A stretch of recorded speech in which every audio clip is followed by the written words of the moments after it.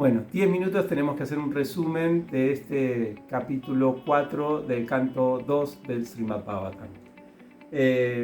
Más que un resumen, podría decirles un tema que engloba este capítulo 4 y ya me animaría también los anteriores 3 capítulos.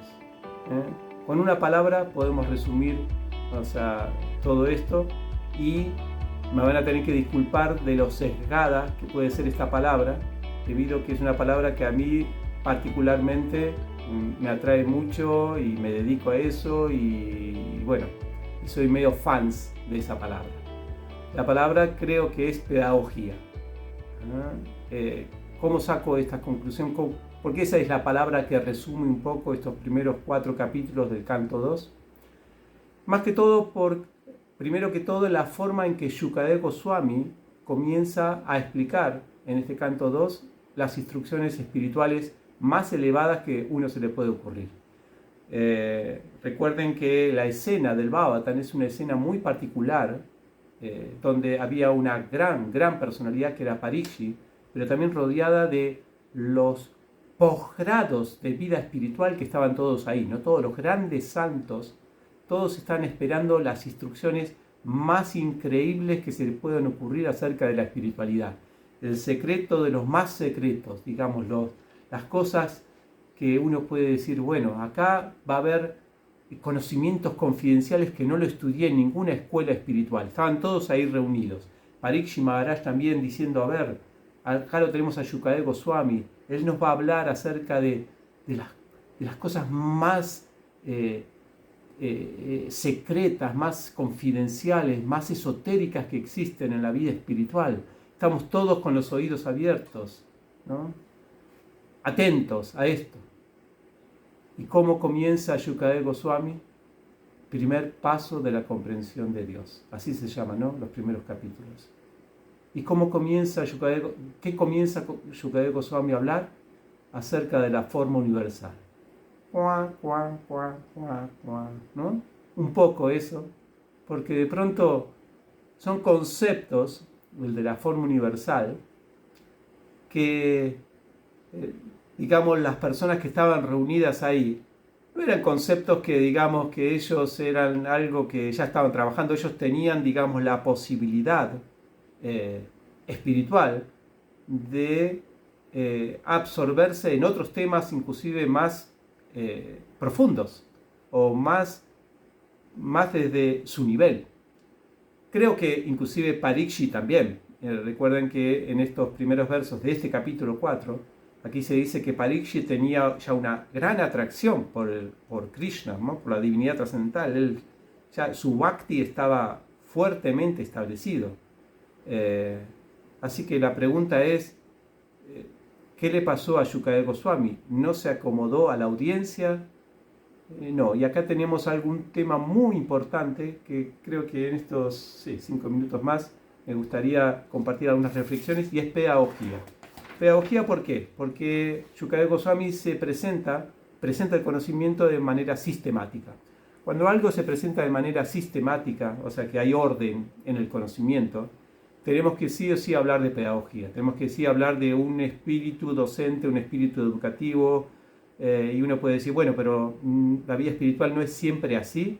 No, a veces se toma la vida espiritual no en el contexto de algo pedagógico. Se cree que la pedagogía, al ser una ciencia material, no tiene que ver con lo espiritual. Entonces solamente se le da más importancia a veces al contenido espiritual, por ser tan sagrado. Parece como que el mismo contenido tiene la fuerza para transformar. Cuando, si nosotros vemos bien, si el contenido, por más que sea fuerte de la vida espiritual, no está acompañado de una pedagogía, de algo sistemático, no crea ese impacto. Entonces tenemos aquí como una ciencia, al parecer material, como la pedagogía, tiene crucial importancia en la forma de progresar en la vida espiritual. Shukadeva Goswami está utilizando estas herramientas. Uno ve bien cómo comienza, digamos, de los planos más básicos de la comprensión de Dios para ir elevándolo a Parikshit a través de todos los cantos para que esté preparado para escuchar, digamos, los pasatiempos del Señor en el 10º canto, los pasatiempos, las historias más íntimas, la divinidad trascendental del Señor Supremo, en el 10º canto. Esto lo digo no solamente porque lo vemos en el Bhagavatam, sino también en mi propia experiencia. Nosotros tenemos un grupo de estudio que empezamos con el Bhakti Shastri, luego seguimos Bhakti Vaibhava, y ahora estamos en el curso Bhakti Vedanta. Son cursos que van estudiando los distintos libros hasta llegar a la culminación del Bhagavatam. Y en este mismo grupo, que nos viene acompañando ya hace más de 7, 8 años, más o menos, nos reunimos prácticamente todos los domingos, en ese grupo de estudio, cada uno de nosotros experimentó algo muy interesante, porque ya estamos en el 10º canto, hablando de las historias de Krishna más íntimas. Y experimentamos algo muy interesante, que la forma en que nosotros ahora reflexionamos o tomamos estas historias, el enfoque que le estamos teniendo es un enfoque que no lo hubiéramos tenido, y la experiencia que estamos teniendo de esas historias, no la hubiéramos tenido si no hubiéramos estudiado todos los anteriores cantos, si no hubiéramos hecho un estudio sistemático. Hay una pedagogía implícita en el Bhagavatam, por eso que comienza, y recién en el 10º canto están las historias estas íntimas. Así que eso es alguno de los aspectos que quería compartirle. Y no solamente este esfuerzo pedagógico está por parte del profesor, en este caso Shukadeva Goswami, sino también está desde el lado de Parikshit. Si ustedes ven las preguntas que hace Parikshit, también respeta el conocimiento sistemático, porque él no comienza a preguntar acerca de las cosas más elevadas, sino que comienza a preguntar acerca de lo básico. Él entiende también que como un alumno o como un estudiante serio debe ceñirse al programa de estudio, empezando por los niveles correspondientes. Este respeto por lo sistemático, este respeto por una forma adecuada de aprender, es una responsabilidad tanto del maestro como del discípulo. Esto nos lleva a algunas conclusiones. Tenemos un par de minutitos más. Algunas conclusiones, algunas reflexiones que quería compartir con ustedes. Primero que todo, que como nosotros como docentes espirituales, como personas que compartimos conocimiento espiritual, es muy importante entender que no somos respondedores de preguntas, como respondedores de preguntas oficiales, o como, digamos, digo respondedores de preguntas en el contexto de personas que lo valioso que pueden impartir cuando uno está compartiendo el conocimiento de la vida espiritual es solamente un set de respuestas estereotipadas. Algo de eso a veces nosotros tenemos alguna impronta en eso, porque creemos, como dijimos al principio, que el contenido es más fuerte que la forma de transmitir el contenido. Y una de esas cosas que crea esa impronta, creo, es un título que a mí me hace mucho ruido, un título de uno de nuestros libros que se llama Preguntas Perfectas, Respuestas Perfectas. El que hizo ese libro, claro, el que puso el título al libro, tenía, digamos, una base que creía que había algo que se podía estereotipar en preguntas y en respuestas. Bueno, no va por ahí la ciencia espiritual, las preguntas siempre pueden ser diferentes, el que pregunta es diferente y por lo tanto las respuestas pueden ser diferentes.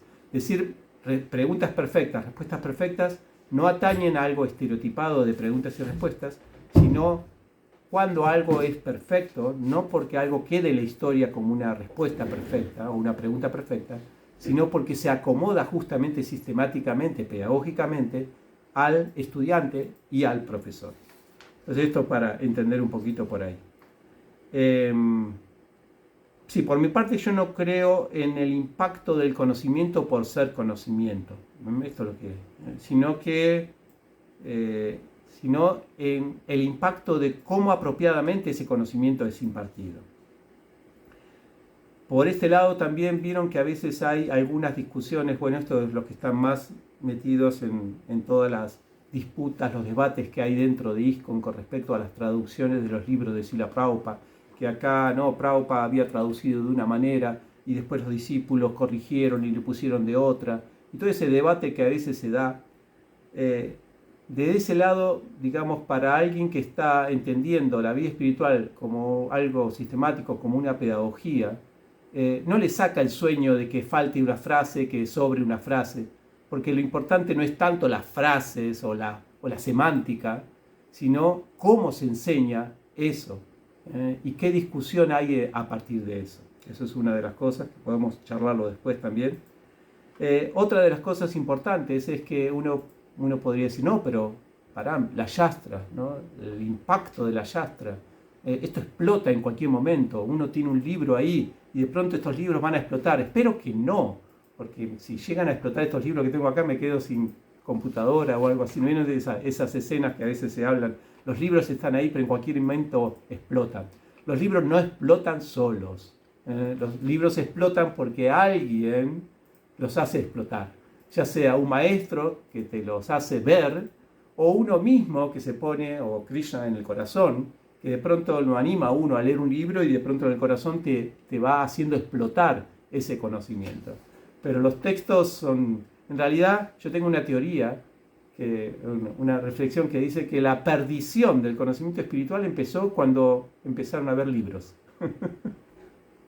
Porque antes, ¿qué sucedía? El contacto era personal, ¿no? El gurú no estaba en un libro metido ahí sin poder responder. El gurú era alguien personal que uno podía corresponder, podía preguntar de acuerdo a la posición de uno, ¿no? Inclusive el Gita, cuando dice el Gita en el capítulo 4, para aprender el conocimiento trascendental, ¿qué hay que hacer? No dice ahí, comete todos los libros, googleá, fíjate, mandá información, lee. No dice eso. Acércate a un maestro espiritual y hazle preguntas. Porque también uno puede decir, bueno, me acerco a un maestro espiritual, me acerco a algo que escribió mi maestro espiritual. Sí, pero eso no es la definición completa del Bhagavad Gita. Porque el Gita dice, hazle preguntas. Sonamos entonces, un libro, hacerle preguntas, vamos a escuchar la nada mismo en respuesta. Así que el asunto de los libros en realidad tendrían que venir con un devoto incluido.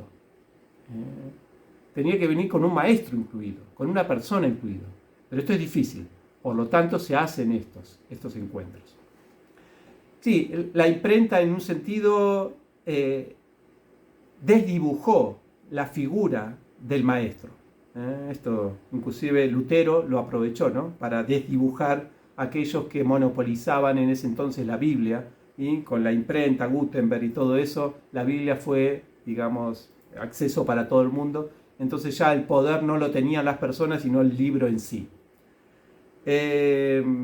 Actualmente todavía seguimos con ese estigma de pensar que hay algo sagrado en el libro mismo, y ojo con eso, porque esto nos lleva a desdibujar a los que nos van acompañando para entenderlo. Por eso que yo veo con estos sistemas online un revival, se podría decir, de la interacción. Para mí, personalmente, la interacción del maestro-discípulo tiene siempre mucho más fuerza que las instrucciones solitarias del maestro, inclusive plasmadas en un libro. Por eso que, y seguramente muchos de los que están aquí, que son mis estudiantes, habrán encontrado mayor iluminación, mayor inspiración en los encuentros online que organizamos con nuestros estudiantes, que en escuchar mis clases en mis cursos. Porque en la interacción es donde se encuentra esa pedagogía completa. Así que esto es importante, creo que esta es la reflexión que quería darles para hoy. Yo encontré, y claro, obviamente que está sesgada esta forma de concluir un resumen de estos primeros capítulos, pero creo que tengo algunos fundamentos que nos están dando acá la forma en que Shukadeva Goswami comienza a impartir el Bhagavatam y la forma también en que Parikshit comienza a preguntarla, desde un lugar de necesidad inicial y sistemática. Bueno, eso es lo que quería compartir con ustedes. Muchas gracias por escuchar. Si tienen algo para compartir, bueno, si hay tiempo lo compartimos ahora, si no, muchas gracias. Si te gustó este video, por favor, suscríbete a este canal o compartí el video o comentalo. ayudarnos a difundirlos. Podés unirte también a nuestro Patreon, donde podés recibir regalos exclusivos, materiales, videos, cursos que impartimos en nuestro campo. Nos vemos pronto, muchas gracias, un abrazo, hasta luego.